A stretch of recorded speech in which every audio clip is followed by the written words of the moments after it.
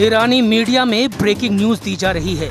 News एक cargo ship पर 2 missile धमाकों की है। धमाके रेवोल्यूशनरी गार्ड ने किए हैं। तस्वीरों में जहाज की हालत खस्ता लग रही है। ईरान ने ये चोट सुपर पावर को दी है।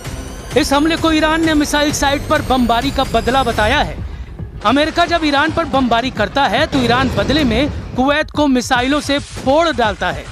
ट्रंप जब ईरान नेवी को दहलाते हैं तो रेवोल्यूशनरी लड़ाके हॉर्मुज में तेल जहाजों को आग लगाते हैं। लेकिन अब ईरान, अमेरिका, इजराइल के बारूदी टकराव का एपिसेंटर है लेबनान। यहाँ फट रहे बम और मिसाइल अमेरिका इजराइल के रिश्तों को बिगाड़ सकते हैं, क्योंकि जिस तरह इजराइल यहाँ हिजबुल्लाह को मार रहा है उसे देख ट्रंप का कलेजा कांप गया है। ट्रंप ने नेतन्याहू से फौरन लेबनान में हमले बंद करने की अपील की है, लेकिन नेतन्याहू ने कहा है कि वो तब तक हिजबुल्लाह को बारूदी डोज देते रहेंगे जब तक लड़ाका ग्रुप का सफाया नहीं हो जाता। इजराइल के धमाकों को देख डर गए ट्रंप। बेरूत पर बमबारी प्लेन से ट्रंप के उड़े होश।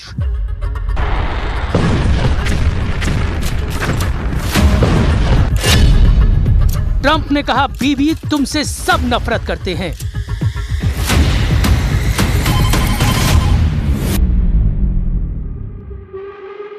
ट्रंप की धमकी बारूद से ज्यादा विस्फोटक साबित हो गई है। नेतन्याहू आउट ऑफ कंट्रोल हो गए हैं। इजराइल के प्रधानमंत्री ने सुपर पावर की चेतावनी को अनदेखा कर दिया है। नेतन्याहू ने ऐलान किया है कि बेरूत को बर्बाद होने से कोई नहीं बचा पाएगा। नेतन्याहू ने ये बात ट्रंप को भी बता दी है कि इजराइल का स्टैंड बदला नहीं है, उसका प्लान एक्टिव है। तो क्या होगा ट्रंप के शांति प्रस्ताव का? क्योंकि ईरान ने कहा है कि अगर अब लेबनान पर एक भी बम फटा तो तेल अवीव में मिसाइलों की आंधी आएगी। ईरान की सेना ने चेतावनी दी है, अगर इजराइल ने लेबनान में हमला किया तो उसकी ओर से जवाब दिया जाएगा। इजरायली आर्मी की ओर से लेबनान में बमबारी और कई इलाके खाली करने की धमकी देने के बाद ईरान ने भी इजरायली इलाकों को खाली करने का मैसेज भेज दिया है। ईरान के खातम अल अंबिया सेंट्रल हेडक्वार्टर से इब्राहिम ज़ुल्फ़ागारी ने नेतन्याहू के नाम पैगाम भेजा है। قرارگاه مرکزی حضرت خاتم الانبیا صلی الله علیه و آله و سلم دقایقی پیش با هشدار به نخست وزیر رژیم صهیونیستی اعلام کرد نتانیاهو در ادامه شرارت‌های خود در منطقه ضاحیه و بیروت را تهدید. ईरान फिलहाल हॉर्मुज फ्रंट पर पूरा फोकस बनाए हुए है। ईरान ने अमेरिका के हमलों का बदला लेने तक का ऐलान कर दिया है।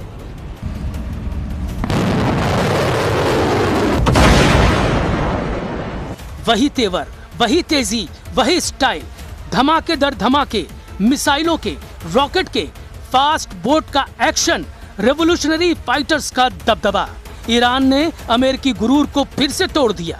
अब की बार ये बताकर मारा है कि ईरान की हद में जो आया उसका सफाया तय है। ईरानी मीडिया रिपोर्टों के मुताबिक रेवोल्यूशनरी लड़ाकों ने पनामा के झंडा लगे एक जहाज को क्रूज मिसाइल से धुआं कर दिया है।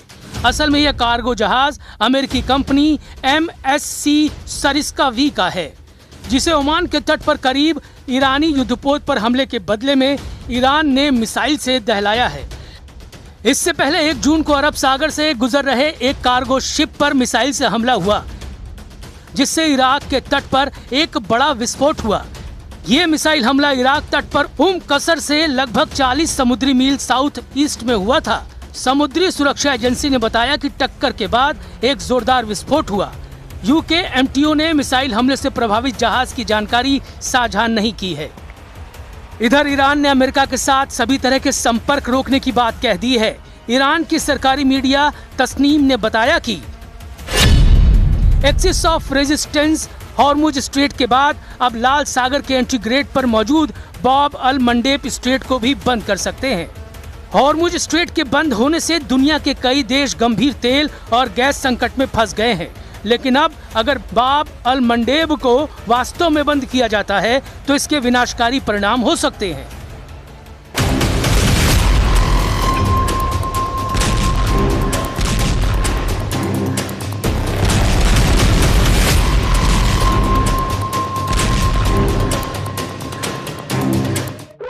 ईरान ने दूसरा ऑयल रूट बंद किया तो हाहाकार मचना तय है, क्योंकि बाब अल मंडेब को गेट ऑफ टीयर्स यानी आंसुओं का द्वार भी कहा जाता है। बाब अल मंडेब एक बेहद संकरा समुद्री रास्ता है जो लाल सागर को अदन की खाड़ी और हिंद महासागर से जोड़ता है। इसके एक तरफ यमन है, दूसरी तरफ अफ्रीका के जिबूती और इरिट्रिया देश हैं। अपनी सबसे सकरी जगह पर यह सिर्फ 26 से 29 किलोमीटर चौड़ा है।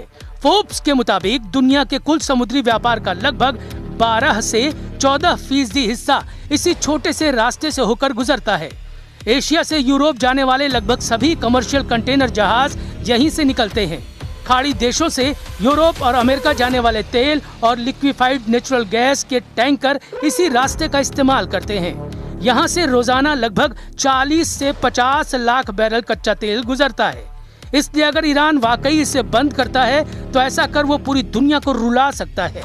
हॉर्मुज और बाब अल मंडेब दोनों के बंद होने का मतलब होगा कि दुनिया की कुल तेल और गैस सप्लाई का 25% हिस्सा पूरी तरह से लॉक हो जाएगा। हॉर्मुज स्ट्रेट में ईरान की मंजूरी के बिना घुसना मना है। अब दूसरे तेल गलियारे में बैरियर लगाकर रेवोल्यूशनरी लड़ाके ट्रम्प से बराबरी की डील की मांग कर रहे हैं। ईरान की बारूदी फास्ट बोट पहरेदारी कर रही है। जिस भी जहाज पर शक होता है उसे रेवोल्यूशनरी लड़ाके रॉकेट धमाकों से ब्रेक लगा दे रहे हैं। लेकिन अमेरिका कितनी देर शांत रहेगा? ट्रम्प कब तक युद्ध समझौते का इंतजार करेंगे? क्योंकि लेबनान में ट्रम्प की कही बात सच साबित नहीं हो रही है। बेरूत को इजराइल ढहाने के मिशन को ऑन कर चुका है। ईरान कह रहा है लेबनान में जब तक हमला होगा कोई समझौता नहीं हो सकता।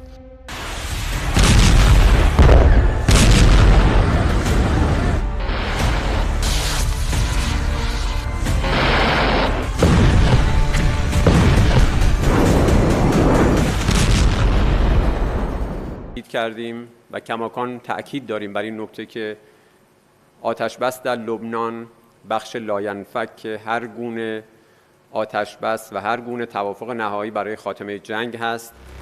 ट्रम्प और ईरान की धमकियों के बाद इजराइल हमले बंद क्यों नहीं कर रहा है तो उसकी वजह जान लीजिए। दक्षिणी लेबनान में हिजबुल्लाह लड़ाकों के ड्रोन हमले में इजरायली डिफेंस फोर्स का एक सैनिक मारा गया है और 3 सैनिक घायल हो गए हैं। ये हमला ब्यूफोर्ट किले के आसपास की रणनीतिक पहाड़ी पर कब्जा करने के एक दिन बाद हुआ है। मारे गए सैनिक की पहचान 20 साल के स्टाफ सार्जेंट एडम जारफती के तौर पर हुई है, जो इजराइल डिफेंस फोर्स की कमांडो ब्रिगेड की मैगलन यूनिट में तैनात थे।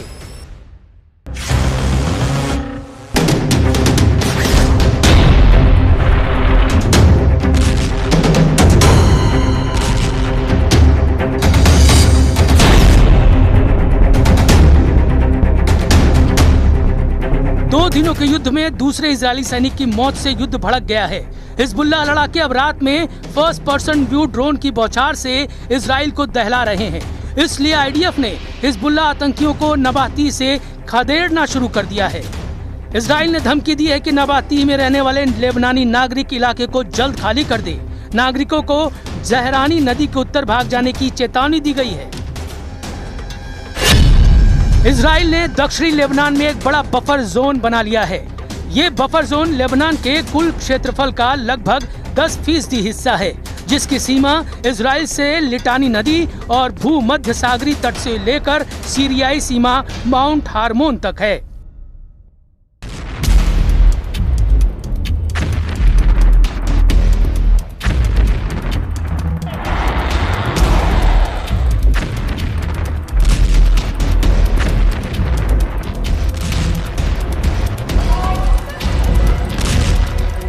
हालांकि हिजबुल्लाह के गढ़ कहे जाने वाले बेरूत में अब भी लड़ाका ग्रुप का कंट्रोल है। हिजबुल्लाह चीफ नईम कासिम ताज पोशी के बाद सबसे ज्यादा दिन तक इजराइल को चैलेंज दे रहे हैं। इजराइल के लिए सबसे बड़ी मुश्किल ट्रम्प की बढ़ती नाराजगी है। अगर ट्रम्प ने इजराइल का साथ छोड़ा तो युद्ध में नेतन्याहू अकेले पड़ जाएंगे। बिना अमेरिका के इजराइल कितने दिन युद्ध में टिक पाएगा समझना मुश्किल नहीं, क्योंकि अब तो इजराइल के अंदर ही नेतन्याहू का भारी विरोध शुरू हो गया है।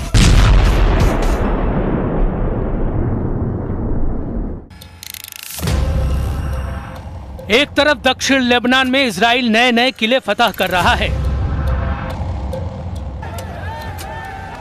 दूसरी तरफ उन किलों पर कब्जा जमाए रखने के लिए नेतन्याहू के सामने सैनिकों का संकट खड़ा हो गया है। इजराइल के कंट्रोल वाले पश्चिमी यरूशलेम में कोहराम मचा हुआ है।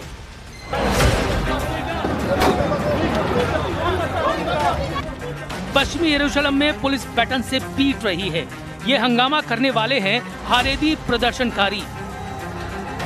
इन्होंने सेना में भर्ती के खिलाफ मोर्चा खोला हुआ है। हारेदी यहूदियों की रैली नेतन्याहू को बार बार चैलेंज कर रही है।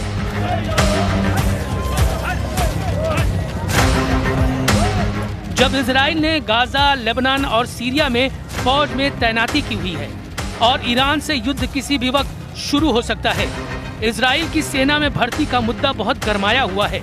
अनिवार्य सर्विस का विरोध चल रहा है। इस विरोध का सेंटर पॉइंट वो हारेदी यहूदी समुदाय है जो नहीं चाहता कि उस पर सेना में अनिवार्य सर्विस का दबाव डाला जाए। इसी डिमांड के साथ हजारों लोग यरूशलेम में इकट्ठा हुए। इजराइल में नेतन्याहू को हिजबुल्लाह और हमास से इतनी बड़ी टक्कर नहीं मिली जितना इजराइल के अंदर हारेदी समुदाय का विरोध उनके लिए मुसीबत बन चुका है। भ्रष्टाचार के मुकदमों के अलावा अब ये भीड़ नेतन्याहू पर आग बबूला है। ये लोग युद्ध में नहीं जाना चाहते। हारेदी यहूदियों की दलील है कि पवित्र किताब तोरा का अध्ययन इजराइल की हिफाजत करता है। ऐसा करना उनकी ही जिम्मेदारी है, इसलिए उन्हें फौज में भर्ती से छूट मिलनी चाहिए। हारेदी यहूदियों का मानना है कि सेना का माहौल उनके धार्मिक नियमों से अलग है, जहां पुरुष और महिलाएं साथ रहते हैं। खाने पीने के नियम भी ऐसे हैं जो उनकी प्रार्थना के नियमों से मेल नहीं खाते। हारेदी यहूदी समुदाय इजराइल देश की स्थापना को भी सही नहीं मानता। ऐसे में हारेदी युवाओं की धार्मिक आस्था कमजोर होती है।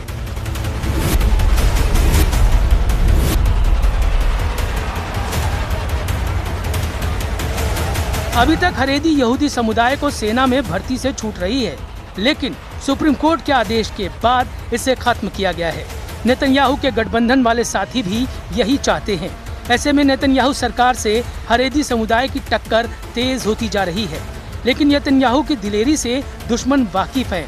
फाइटर लीडर कभी भी मुश्किलों से घबराते नहीं। दुश्मनों की भीड़ कितनी ही बड़ी क्यों न हो, इजराइल टकराने से बचता नहीं। इजराइल जमकर लड़ रहा है। फैसला ट्रम्प को करना है कि वो साथ देंगे या नहीं, क्योंकि ये युद्ध इजराइल से ज्यादा उनकी साख का सवाल है।